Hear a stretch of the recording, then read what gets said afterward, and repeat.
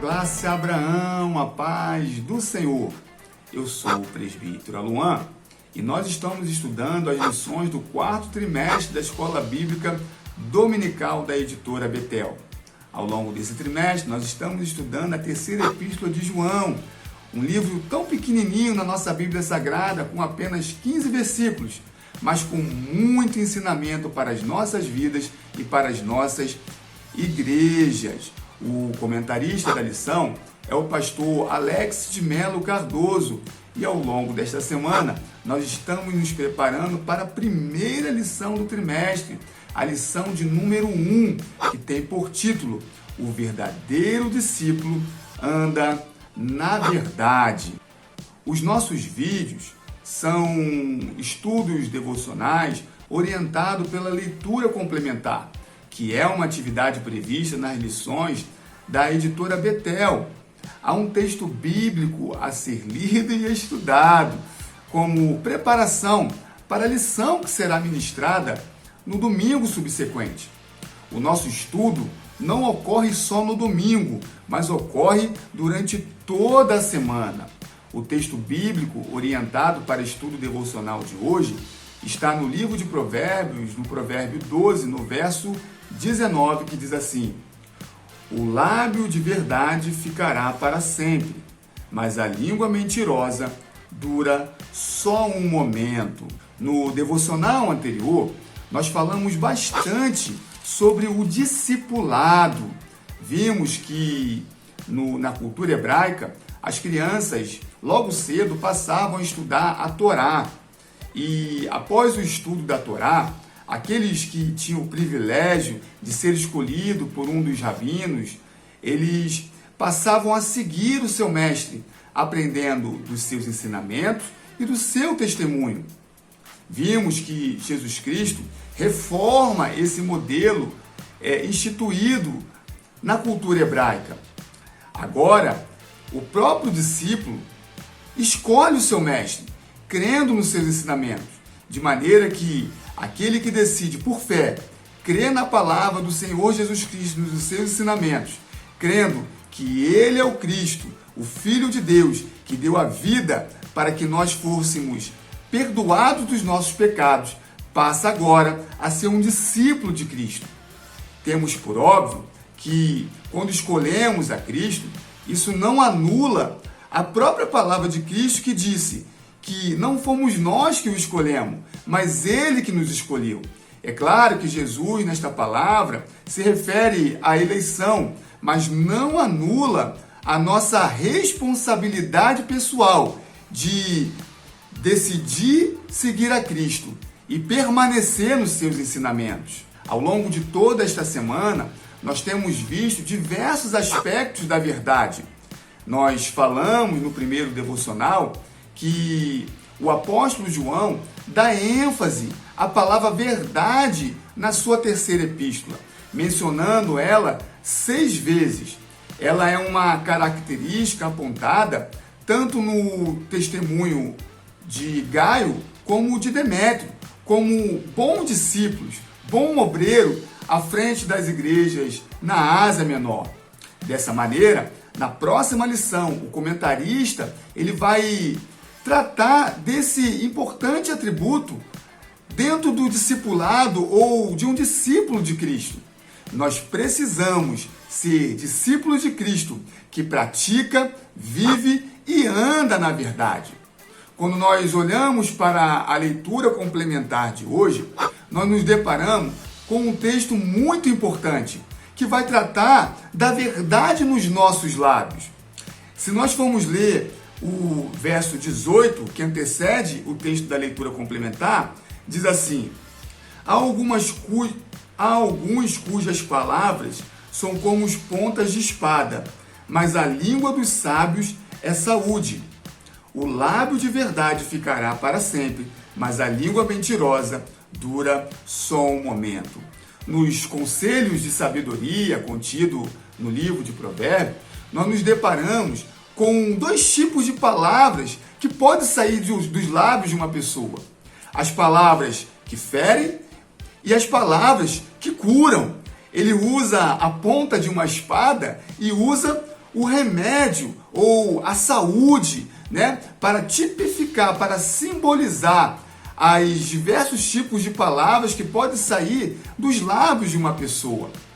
Trazendo para a realidade da terceira epístola de João, quando nós olhamos para o verso de número 10, nós vemos o seguinte: por isso, quando eu for aí, farei com que se lembre das obras que ele pratica, falando-se, se referindo a Diótrefes, proferindo contra nós palavras caluniosas. Nós, quando estudamos o contexto geral da terceira epístola de João, nós vimos que, ao contrário de Demétrio, que recebia bem os obreiros enviados por João e também os seus ensinamentos, Diótrefes, ele só não recebia os obreiros e ensinamentos de João, como também proibia os crentes da igreja a receberem, inclusive expulsando eles do convívio, da comunhão dos irmãos. Além disso, ele proferia palavras caluniosas contra o seu líder, contra o apóstolo João. Nós vemos que ele usava de meios ardilosos, recusando a liderança do apóstolo. Nos dias de hoje, não é diferente. Nós, nas nossas igrejas e também no nosso convívio, no nosso dia a dia, muitas vezes nos deparamos com palavras tão duras e mentirosas contra a nossa pessoa. Mas, ao olhar para o livro de Provérbios, na leitura complementar, nós temos uma grande palavra de ânimo, porque as palavras mentirosas, elas passam, mas a palavra verdadeira, ela permanece. Aleluia! Ei, querido, as palavras lançadas de maneira mentirosas contra você, contra o seu ministério, todas elas passarão, mas a verdadeira palavra, essa permanecerá.